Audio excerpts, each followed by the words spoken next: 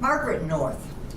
She was born with music in her heart, and music has been a constant in her life's journey. She has 2 children. She has 3 grandchildren. She moved into Epworth Villa in July of 2022. You will seldom, if ever, see Margaret without a smile on her face and a very friendly greeting. So now I want to introduce you to Margaret North. Margaret, where were your beginnings? Where were you born and early schooling stuff? Well, I was born in Arkansas City, Kansas, and my dad was director of the Chamber of Commerce there. And when I was 2 years old, we moved to Pryor, Oklahoma, where he was there director of the Chamber of Commerce. And you went to school? I went all the way through all the school grade through schools. Pryor. And how about siblings? Do you have siblings? I have 2 brothers. They're both deceased, but one, David, is 10 years older than I am, and Roger is 17 years older than I am. I was a surprise. Oh, okay. What a nice surprise. Tell me about Mid-American Industrial Park. Well, right outside Pryor, Oklahoma was this huge industrial site, which was actually a munitions plant, and it was used pretty heavily during the Second World War. And after the war, and probably about the start of the Korean War, they discovered they weren't going to need to use it. So it was property and land up for grabs, and my dad and the Pryor mayor and one of our elected representatives got together and decided we need to have an industrial park out there, get some companies here into Pryor, it'll put money in the school system and up the population and be good for us. So they did. They arranged to go to Washington, D.C., and the governor went with them, and they sealed the deal and came back, and construction started almost immediately. My oldest brother had just gotten out of the Air Force, and he was one of the first employees at National Gypsum. But there was a John Deere and several others. It's still going strong. Good. And it did make a difference in the Yes. economy in Pryor. Very much. Well, you also told me your father was involved with Goodwill. Yes. Yes. What was that Well, when I about? was 9 years old, he became an executive director of Goodwill Industries. He was based out of Muskogee, and it was a good thing. It was very influential on our lives. Even as old as the boys were, they still said it made a difference on how they viewed people. I got to meet all kinds of people, and it was great. Okay, so it gave you a sense of maybe a compassion or empathy that, and Yes. how many people really Yes. need that service. Well, Pryor was not a diverse population, and I got to meet people from several other races that worked at Goodwill Industries, and people with many different physical conditions, and seeing how they surpassed those and adjusted and worked at meaningful work was very influential on Okay, me. okay. So you had an early love and an affinity for music. So tell how that has influenced you in your life, and then eventually you got a scholarship. Yes, well, I started piano lessons at a very young age. We didn't have a piano, so my mother, who was secretary of the Methodist Church in Pryor, got permission for me to practice the piano there. And I spent a lot of lovely hours at a very nice piano and thoroughly enjoyed it. Then when I was old enough, I went into band and instrumental music and ended up being an oboist. And I really, really took to that and ended up with a scholarship that paid room and board and tuition. So that was a nice ride on my bachelor's degree. Yeah. So where was that? That was at Northeastern State in Tahlequah. Okay. So following graduation, what was the next step for you? Well, the next step was to put that degree to work. I went to Garden City, Kansas, and taught elementary vocal music there in the schools. It was really fun. A lot of the children were parents of immigrants who had come to work in all the many farming things that take place around Garden City, a lot of wheat farming. And it was a good time, but I was kind of restless there. I was a young single lady, and there wasn't much social life in Garden City, Kansas. So I decided, well, let me see about some graduate school. There were some courses I wanted to take. So I sent out about 4 letters to different schools, and very quickly I got a phone call from Tulsa University, and they offered me a fellowship, and I took it. It was great. I came back and I just took courses that I really, really wanted to take. I decided not to go on a degree plan. I'd do that later, which I did. Okay. And also you, needing a little extra money, you did some Yes. private music lessons and Yeah. and what else? Well, I was youth director in the church in Pryor, where I grew up, and I did substitute teaching in the Tulsa Public Schools.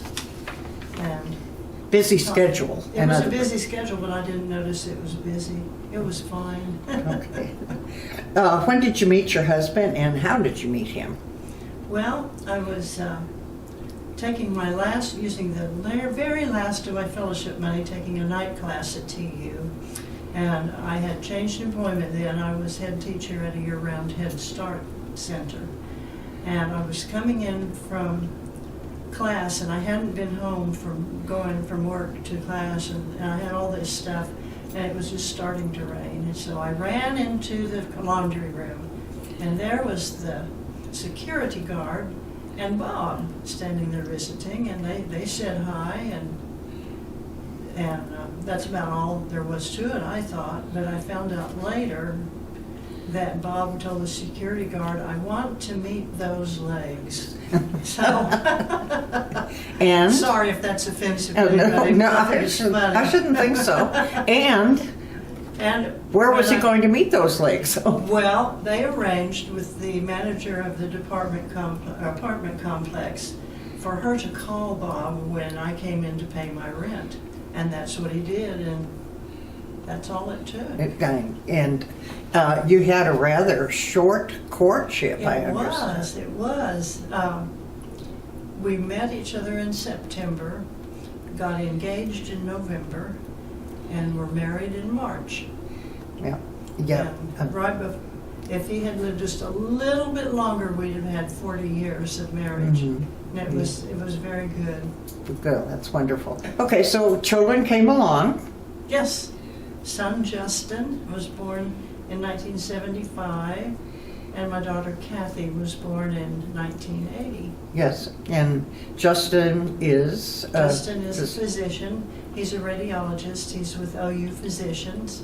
His wife is Trina Bose North. She's a Methodist pastor. And there's 3 grandchildren. Carter's a freshman at Loyola in Chicago. Nathan's a junior in high school. And Maya is 13 and in the 8th grade and ruling the world. And Yes. then I have my daughter Kathy, and she's a caseworker for CASA.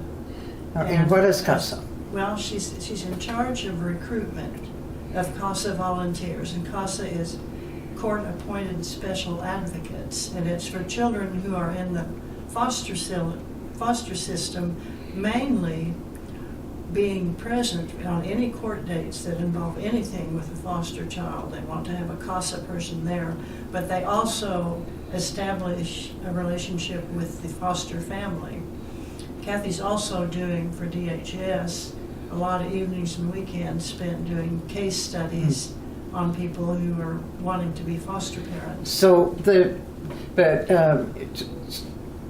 CASA people that go into court with these children are volunteers? They're highly trained volunteers. Oh. She used to be in charge of the training. And they mostly do very, very well. She really loves her work. Yeah. I think you would have to be Yeah. good at it, to have a passion for it, to do Yes. that. So explain how you became interested in ministry.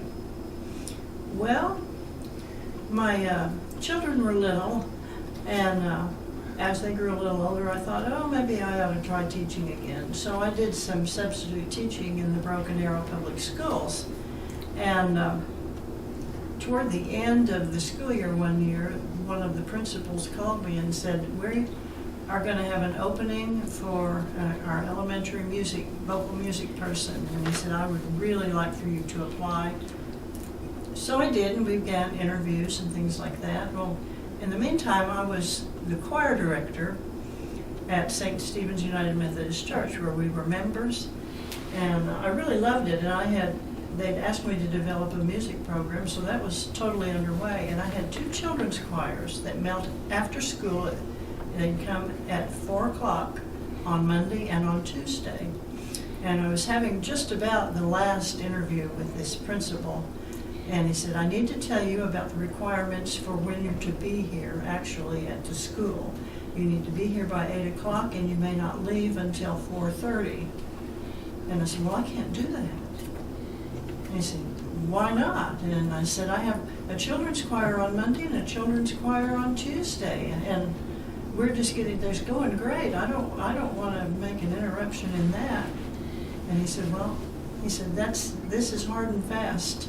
I can't let you do that. And I said, well, I appreciate it, but I can't do this. So I went back to the church, and Bill Tankersley was the pastor. I went in, I said, Bill, I'm not going to take that teaching job. And he was surprised, and when I told him why, he looked at me and he pointed his finger at me and he said, you must look into diaconal ministry. Oh. Because you have just made a stand for what your vocation really is. So I did. And I guess I should have said in the introduction that you are a retired deacon in the United Methodist Church. Yes. So, but now this step was going into the diaconal ministry. Can you Right. briefly explain what that is? Well, diaconal ministry comes from the term diakonia, which means service to humanity. And people going into specialized ministries certainly do that. And it was a lay order. We were consecrated into the ministry of diaconal ministry, but we were not ordained, and we were not called the title reverend, which was fine with me, and I thoroughly loved it. I met so many wonderful people, and it was a very, very good way to go about ministry. But and later, about the mid-1980s, we had some movement made to change that and have people who are in specialized ministry actually serve as associate pastors, and opened up taking on even of other roles, and we would be ordained and would have the title reverend. Now, all of us who had been already consecrated in diaconal ministry were grandfathered in. And That was around 1997. yeah, 97. And that's when I was when I was ordained. It was very thrilling for Right. me, and it felt right. It felt good. My job changed at St. Stephen's quite a bit. I still was responsible for all the music ministry, but I also had adult missions and outreach and congregational care ministries. That was a big job, but I loved it. Yeah. Well, how long were you were at St. Stephen's for quite a while? 27 years. And did you retire from there? I did. Okay. You said your husband was a good clergy spouse. Yes. You named 3 things that... Well, he could nominally play the piano. He liked fried chicken, and he was great with kids and youth. Okay. And that's why they kept asking to have me reappointed, because they didn't want to lose Bob. Oh, okay. Well, he also taught Sunday school? Yes, he taught the class nobody wanted, like 6th and 7th graders, and he taught over 20 years in that class. That was another reason why they didn't want him to Yeah, leave. of course. You have a family history at Epworth. Mhm. Explain that. Well, in 1990, there was a presentation made at annual conference about a new retirement community, much like Methodist Manor, but in Oklahoma City. And it was to be called Epworth Villa. And they did quite a presentation, and my mother and stepfather had been married about 3 years, and they were thinking about finding a place where they didn't have to do a yard and all the housekeeping stuff. And so I went by their display that they had and got all the material I could, and I took it to them, and they moved in here in 1991. That was, what, does the second year, I Yeah, guess, that yeah, it was she was open.